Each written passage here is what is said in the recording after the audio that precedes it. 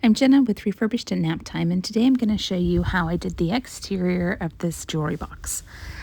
I start all jewelry boxes by removing the old lining. A lot of times the lining is dirty, stained, really dusty, gross, and nobody wants to have old lining when they purchase a brand new refurbished jewelry box.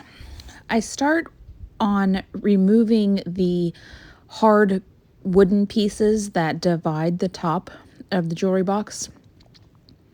Once those are removed, I then work on removing the actual lining from the box, and I will use a small flathead screwdriver to separate the lining from the actual wooden part of the box. I'll do this for all sections of it until it all is completely removed, and you just use it by prying back and forth to actually get it to loosen up, and then you'll just pull it out. Now, it doesn't always come out perfectly, so I will wet some paper towels. You can also do this with like some cheesecloth. Soak the paper towels, wring it out just a little bit, but enough that they're not dry. And then I place them inside of the jewelry box, covering up all of the cardboard. This allows the cardboard pieces that are still left over to soak, get good and wet, and then I take a metal scraper and just scrape up that old lining.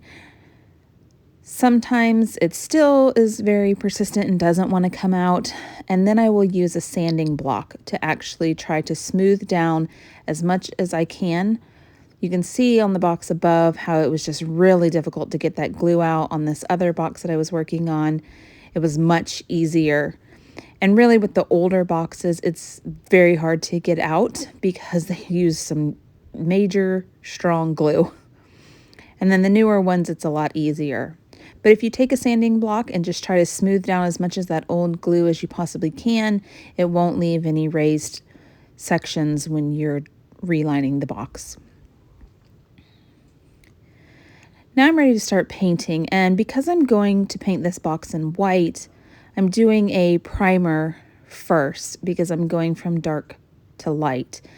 Otherwise, you would end up having a lot of bleed through coming through from the wood, and you would also have to do many coats to try to cover up that dark color. So I am applying a bit of a primer, also a layer of paint that helps the paint to adhere to a slick surface. A lot of these older jewelry boxes are very slick, they're very smooth, and this paint helps to have my actual base color paint stick a lot better without having to do an excessive amount of sanding.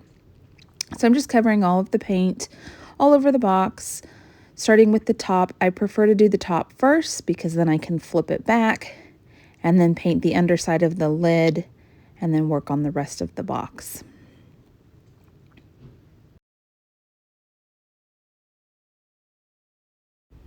Now that I've got the majority of the box painted, I'm going to work on my drawers. Now, I don't paint my drawers inside of my box. You know, some people do, but I prefer to actually remove them from the box and paint them individually. I like to make sure that my drawers are covered and painted everywhere, getting in all of the angles and creases. And as you can see, this one actually has some etching in the wood, so I have to make sure all of that gets covered.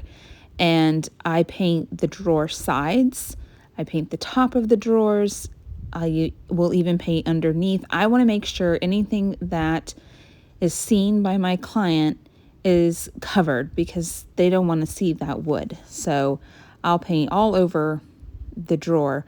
I will even paint inside the lip of the drawer because my lining needs to line up right up to the white, and it's best if you just cover up right inside of the lip of the drawer so that you don't have any wood happening to show from behind your lining.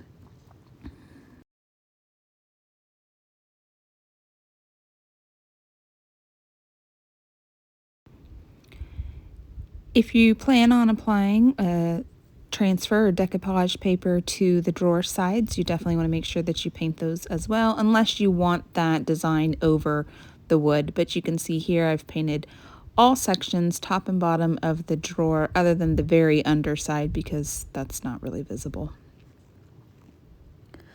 Now that my entire box has been painted in the primer, I will be using Eye Love Hue's Missing Hue. This is their purest white that they have, and I'm going to add it to the entire box because I really wanted to go with the classic blue and white design on this one.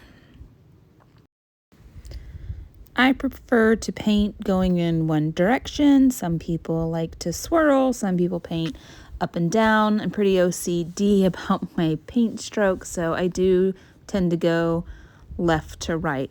Now with Missing Hue, since it is a white, it will need multiple coats. But what I love about Eye Love Hue's paint is it's very great at coverage. I don't need a lot of product. I mean, I'm putting just a tiny amount on my brush. You can see how far it goes. And this is just the first coat. I think I did 2 or 3 just because I wanted that real rich white. And I do use light coats. You don't need to do a heavy painting with this paint. It self-levels. It's fantastic at coverage. It really doesn't even need to be sanded. Sometimes I'll just run a quick one swipe sand over the top, but it really has fantastic coverage and it's just great. And if you've not checked out their color palette, definitely do so because they have some of the brightest and most vibrant shades that I've ever used. At this point, I'm just going to continue working around the box, making sure I cover all the sides, the base, all of the little portions of the box you want to get inside of those creases and the edges of where the drawers sit. You want to make sure that you also paint the back of your box because you don't want just a wooden back on the box.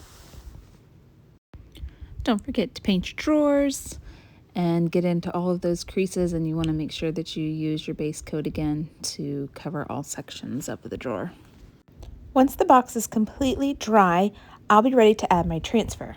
I am adding Redesign with Prima's Fanciful Flight Transfer. This is a really pretty, vibrant blue.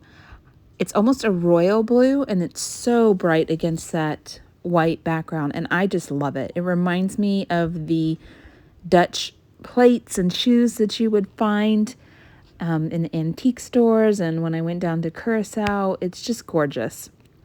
So I was really kind of going for that theme on this particular box. Once I had the portion of the design picked out, I did my placement, and now I'm using my transfer tool to run all over the transfer. You want to make sure you get your edges like you can see here because you want those to stick down and not peel back up. And I just run every direction, up and down, side to side.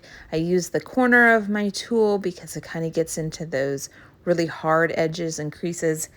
And then I'll slowly start to peel the backing paper back up. And if for some reason it's not completely adhered, it's not a big deal. Just run the tool back over it. For this one, I was making sure that it wasn't stuck to anything. And then I'm just going to slowly peel it back. You know, I do my edges first because you need to make sure that that part is completely adhered. And then just start working on pulling the paper back up. You can work from whatever side releases the easiest for you. So sometimes I'll pull on the right, then I'll start pulling on the left. And oftentimes with like small sections like the branches, they can be a little more tedious because they're so much smaller than, say, the birds or the flowers.